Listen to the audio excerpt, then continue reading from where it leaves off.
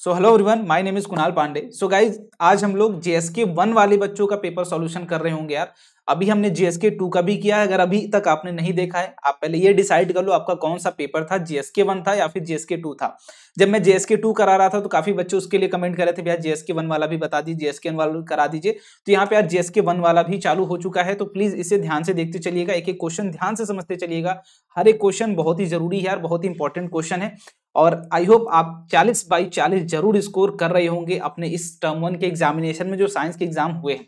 तो एक एक करके मैं आंसर की आपको दिखाते हुए चलूंगा यार। मेरे पास थोड़ी सी टाइम की कमी है। I have also my exam, so that I will explain all the answers. ठीक है, मैं आंसर्स आपको बताते चलूंगा किस ऑप्शन के लिए कौन सा ऑप्शन करेक्ट है। क्लियर। तो पहले अगर ऑप्शन की बात की जाए तो यहाँ पे आप देख सकते हैं यार कि आपकी क्या गिवन है। मैग्नीशियम रिबन को जब बर्न कराएंगे तो मैग्नीशियम मिलेगा आपको, दैट इज। और जैसे उसका रिएक्शन कराएंगे मैग्नीशियम हाइड्रोक्साइड आपको मिल जाता है। क्लियर। और जैसे अगले रिएक्शन की बात की जाए तो यहाँ पे कुछ आपके पास NaOH react with this produce, आपको ये सीधा सीधा रिएक्शन वही दिया गया है। तो first and second will be correct for this question.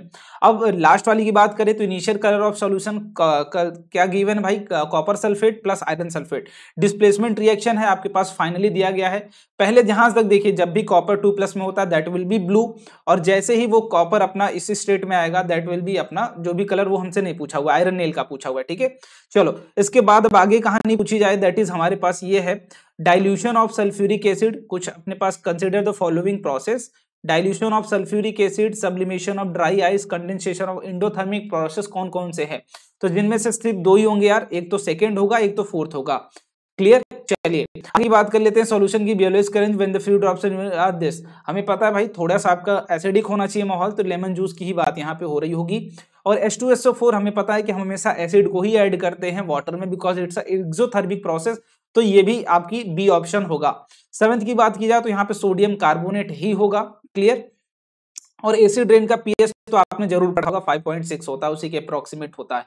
Clear. अब इसके बाद बात की जाए साल्ट, हम जो साल्ट यूज करते हैं सोडियम क्लोराइड, सॉल्ट भी जो यूज करते हैं हम दैट इज किचन के लिए मेकिंग टेस्टी, हमें पता है बेकिंग सोडा होता है। इसके बाद सोडियम कार्बोनेट लास्ट विल भी होगा, क्या हमारा सोडियम कार्बोनेट, इसको हीट करेंगे आप। तो लास्ट में यहाँ पे देख सकते हैं कि हमें H2 गैस मिलती है। जब यहाँ पे बोला जा रहा है क्या, दैट इज आप सोडियम हाइड्रोक्साइड ऐड कर देंगे तो एसिड की अमाउंट कम हो जाएगी, तो हाइड्रोजन गैस H कहाँ से आता है, एसिड से ही आता है। जब एसिड कम हो जाएगा तो amount of H2 gas will be also reduce. Clear. इसके बाद बात करते हैं भाई 11th की। तो 11th में बात की जाए तो first our mouth where salivary amylase produce होता है, अमाइलेज। अब दूसरे की बात की जाए तो ये अपना लिवर में क्या प्रोड्यूस होता है, बाइल जूस प्रोड्यूस होता है। Third is that is pancreas से आपका क्या प्रोड्यूस होता है, ट्रिप्सिन प्रेजेंट होता है। क्लियर। जो कि डायरेक्ट जाके स्मॉल इंटेस्टाइन में ही ओपन होता है। इसके बाद मैंने ये चीजें पूरी की पूरी इंपॉर्टेंट चीजें मैंने बताई थी आपको, बार बार इंडिकेट किया था, बार बार बताया था कि बेटा ये चीज जरूर करके जाना, क्योंकि ये चीज जरूर पूछी जाएगी। और वो हर एक चीज पूछी गई जो मैंने बोला था। आपने अगर नहीं देखी पिछले वीडियो जाके जरूर देखना, मैंने डायरेक्ट क्वेश्चन, ये सारे के सारे डायरेक्ट क्वेश्चन करा रखे और डायरेक्ट क्वेश्चन पूछे भी गए हैं। क्लियर। 13 क्वेश्चन की बात करें, 13 क्वेश्चन के लिए ए होगा, क्योंकि हमें क्या करना है, मिक्सिंग नहीं करानी है ना, हार्ट का काम है प्योरीफाई करना ब्लड को। अब दोनों मिक्स हो जाएगा तो कोई मतलब नहीं रह जाएगा। Spring sugar stored in root stem tissue of plant is transported to the birds for energy needed. बिल्कुल भाई एनर्जी नीडेड। और जो भी ऑप्शन को लगे आपको कि थोड़ा सा इनकरेक्ट है, क्योंकि मैंने थोड़ा सा जल्दीबाजी भी किया है, मे बी एक या दो इधर माइनॉरिटी गलती सबसे होती है, मे भी हो जाए इधर उधर, तो आप जरूर उसको कमेंट करके बताइएगा कि भैया ये वाला चीज आप बता दीजिए, तो मैं कमेंट में ही आपका जरूर आंसर करूंगा। ठीक है, मे भी एक दो ऑप्शन अगर इधर उधर हो जाए तो। Energy release due to synthesis ATP, हमें पता है भाई एनर्जी स्टोरिंग है ये। इसके बाद upward movement of water in टाल टेस्ट ड्यू टू ट्रांसपीरेशन की वजह से होता है। और यहाँ पे लेंस स्फेरिकल बहुत है, -15। ठीक है। और लेंस एंड स्फेरिकल हमें पता है क्या, कि सिंपली कॉन्वेक्स मिरर लो या फिर कॉनकेव मिरर लो या फिर कॉनकेव लेंस लो, दोनों का फोकल लेंथ क्या होता है, निगेटिव होता है। तो ये लेंस लो या फिर ये दोनों क्या होंगे, कॉनकेव ही होंगे। इसके बाद an optical device form erect image, तो ये इरेक्ट इमेज कौन बनाएगा, कॉन्वेक्स मिरर ही बनाएगा। कॉनकेव के केस में नहीं बनता, सिर्फ एक केस में ही बनता है, दैट इज आपका लास्ट वाला केस, तो हम उसके लिए बात ही नहीं करेंगे यहाँ पे। ठीक है। चलिए student determine focal length focusing on the far object this side of a device से, तो कॉन्वेक्स लेंस होगा इस केस में। थोड़ा सा देख लेना, मैं थोड़ा टाइम कम स्पेंड कर रहा हूं। और 20 के लिए सॉल्व करोगे तो N1 = N3 आएगा, लेस देन N2 आने वाला है। क्लियर। 21 के लिए कॉन्वेक्स आएगा, मैग्निफिकेशन विल बी -3। एक बार क्रॉस चेक कर लेना, मैंने एक्चुअली मैं पूरे क्वेश्चन बहुत ही जल्दीबाजी में सॉल्व किए हैं, थोड़े बहुत इंटरनेट से भी उठाए। क्लियर, चलो 22 का भाई सी होगा। और 23 की बात की जाए तो 23 के लिए क्या होना चाहिए, where light through pass through glass film सफेद to during refraction bends.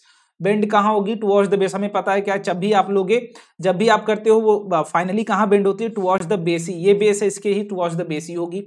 Today sky on the moon appear dark because there is no atmosphere. Atmosphere नहीं होने की वजह से क्या होता है, डार्क दिखता है। Lead nitrate powder is boiling tube, we observe brown fume of nitrogen dioxide, it's harmful gas. Clear. इसके बाद aqua solution of salt orange red colour when drop of this salt made up of, basically अगर वो weak acid और weak base का होगा तभी वो neutral colour में आपको दिख रहा होगा। इसके बाद आपका 27 का डी ऑप्शन होगा। मैं इसमें ज्यादा डिटेल में नहीं जा रहा हूँ, यहाँ पे आपका अगला क्वेश्चन दैट इज क्लोरी, आपका क्या है, क्लोरअल्कली प्रोसेस। ये बेसिकली आप जब देख पाएंगे क्लोर, यहाँ पे गिवन भी है क्लोरअल्कली प्रोसेस। तो ये Cl2 कहाँ निकलेगा, जहां पे क्या होगा, इलेक्ट्रॉन एक्सेस में होंगे, सॉरी इलेक्ट्रॉन की कमी होगी, क्लोरीन वहां पे जाएगा। हाइड्रोजन कहाँ जाएगा, जहां पे इलेक्ट्रॉन एक्सेस में होंगे। तो आप देख लेना कहाँ एक्सेस में होगा। According to me B will be the correct option. Clear. अब करते हैं 29 क्वेश्चन की। तो ड्राई गैस होगा, सी का ड्राई गैस 30 का होगा, सोडियम हाइड्रोजन कार्बोनेट होगा। और इसके बाद अब आइए 31 में, तो इसका आंसर सी होगा, that is first will be correct and last will be incorrect. Clear. And इसमें क्या होगा, सी ऑप्शन होगा इसमें, ठीक है, C will be the correct option for this question. And इसमें मुझे थोड़ा सा कंफ्यूजन है ए एंड डी में, बट मेरा सॉरी ये ए एंड बी में, सॉरी, ठीक है, as compare to amount of this A and D में सॉरी डी ही है, ठीक है। चलो 34 की बात करें तो इसमें ए ही होगा आपका, ए ऑप्शन। और इस केस में अगर आप मैच कराएंगे तो यहाँ पे भी आपका ए ही ऑप्शन आ रहा होगा। 36 की बात करें ए एंड सी। 37 में इजेशन ऑफ फूड, हमने ये चीज पढ़ रखा है, दैट इज विलाई कौन सा परफॉर्म नहीं करता है, एब्जॉर्प्शन करता है, इंश्योर ये भी करता है, और रिच सरफेस एरिया भी बढ़ाता है। तो तीनों काम ये करता है, बट कौन सा काम नहीं करता, इजेशन ऑफ फूड का काम नहीं करता है। यहाँ पे देखिए तो हमारा ए क्या है, दैट इज किडनी है, राइट किडनी है। सी क्या है, दैट इज हमारा एरोटा है। और बी क्या है, वेना कावा। ये क्या है, यूरिनरी ब्लैडर। तो according to this 40 will be the D will be the correct option. और 29 की बात करें तो कैपिलरी होगा, ब्लड वेसल हम क्या बोलते हैं उन्हें, थिन वॉल्ड, उन्हें कैपिलरी बोलते हैं। एंड 40 का C will be the correct option. और 41 एक ऐसा क्वेश्चन है यार जो मैं बार बार चिल्ला चिल्ला के अपने क्लास में बोल के गया हूं कि बेटा ये क्वेश्चन जरूर पूछा जाएगा, और वो पूछा भी गया है आप सभी लोगों से। तो मेक श्योर ये जरूर आप अच्छे से देखें यार, एक एक चीज आपकी एनसीईआरटी से बाहर पेपर नहीं आया हुआ है। तो एनसीईआरटी अगर आप करके जाते हैं तो it will be very best for you, है ना, करके गए होंगे, सॉरी। तो इस केस की बात करें तो कोई भी लेंस अगर रखोगे बेसिकली डाइवर्जिंग होना चाहिए, तो ये आपका कॉनकेव लेंस होगा और बिटवीन ओ एंड वाई बन रहा होगा। क्लियर। इसके बाद इमेज, इसके लिए डी आएगा, सॉल्व करेंगे तो वी की वैल्यू ये आएगी। इस हर केस के लिए आपके पास ये सारी चीजें हैं। क्लियर। सबके लिए होता है R is equal to 2F या फिर F is equal to R/2। Lens है प्लस फॉर, लेंस कोई भी हो, कॉन्वेक्स होगा लेंस, ये क्लियर बात है। और 4 है तो 100/5 करेंगे तो 25 आएगा, और मीटर में कन्वर्ट कर देंगे तो 20.25 मीटर आ रहा होगा। क्लियर। कॉनकेव लेंस के सामने अगर खड़े हैं आप, for all position object must be, concave lens के सामने खड़े हैं तो वर्चुअल ही बन रहा होगा, ये हमें पता है। Twinkling of star atmospheric refraction की वजह से ही होता है। क्लियर। 49 की बात करें यार, 49 the chemical name of common salt will be sodium chloride. Clear बात है। कॉमन सॉल्ट क्यों बनता है, ionic compound due to sharing नहीं, donation transfer of electron. Common salt is not रॉट में, ये सॉल्ट नहीं भाई हमारा। इस बाद वॉशिंग सोडा में कितने, तो 10H2O होता है, ये हमें पता है ये बात। क्लियर। फंक्शन ऑफ QH क्या करता है, CO2 को एब्जॉर्ब कर लेता है, उसका यही काम होता है। इसके बाद कार्बन डाइऑक्साइड, यहाँ पे सी की बात करेंगे, यहाँ पे भी oxidation of carbon dioxide basically यहाँ पे हो रहा होगा। यहाँ पे जो भी हम आयोडीन की बात करते हैं वो स्टार्च के ही प्रेजेंस में वो रिएक्शन करता है, तो ड्यू टू दैट वो होगा। और यहाँ हर केस में मैंने ये चीज स्पेशल वीडियो बनाई थी कि आपकी कैसे होती है पूरी की फॉर्मेशन रेनबो की। Sun must be behind the any person, अगर आप ऑब्जर्व कर रहे हो तो आपका सन आपके पीछे होना चाहिए। और यहाँ पे 3 ही प्रोसेस होता है, इंटरनल रिफ्लेक्शन होता है, रिफ्लेक्शन, ये भी हमने क्लास में किया हुआ क्वेश्चन है। प्रिज्म होगा। क्लियर। फॉर्मेशन ऑफ रेनबो, कैसे वाटर ड्रॉप्स एक्ट करता है प्रिज्म की तरह, कि एक व्हाइट लाइट जाती है उससे 7 कलर में डिवाइड होकर निकल जाती है। क्लियर। इसके बाद ये water droplet sunlight gets refracted and dispersed, क्या होती है, रिफ्रैक्ट हो जाती है एंड डिस्पर्स हो जाती है। तो ये रहा ओवरऑल आपका 60 क्वेश्चन, मैंने आप थोड़ा डिटेलिंग में नहीं करा है। अगर आप बात करोगे, बताओगे कि भैया ये चीज गलत हुई है, ये चीजें नहीं हुई है, तो आप मुझे रैंकर्स NTSC टेलीग्राम ग्रुप में कांटेक्ट कर सकते हो। NTSC टेलीग्राम ग्रुप बेटा आप जरूर ज्वाइन कर लेना, और कोई भी डाउट हो तो निधड़क एकदम दिल से ओपन होके खुल के वहां पे पूछो कि भैया ये क्वेश्चन मुझसे नहीं हुआ, ये चीज आप एक्सप्लेन कर दीजिए। और कोई भी अगर तुम्हें ऑप्शन लगता है कि we have to think about it, है ना, हमें एक बार और सोचना चाहिए, तो कमेंट करके जरूर बताना भैया ये चीज आप गलत करके गए हो, ये चीज गलत बता के गए हो, ठीक है। सजेशन मांग रहा हूं तुमसे, बता देना, मैं जरूर उसको करेक्ट कर दूंगा। तो आई होप जितने भी बच्चे जेएसके 1 वाले थे उनका क्लियर हो गया होगा कि ऑप्शन क्या है, कौन कौन से ऑप्शन है।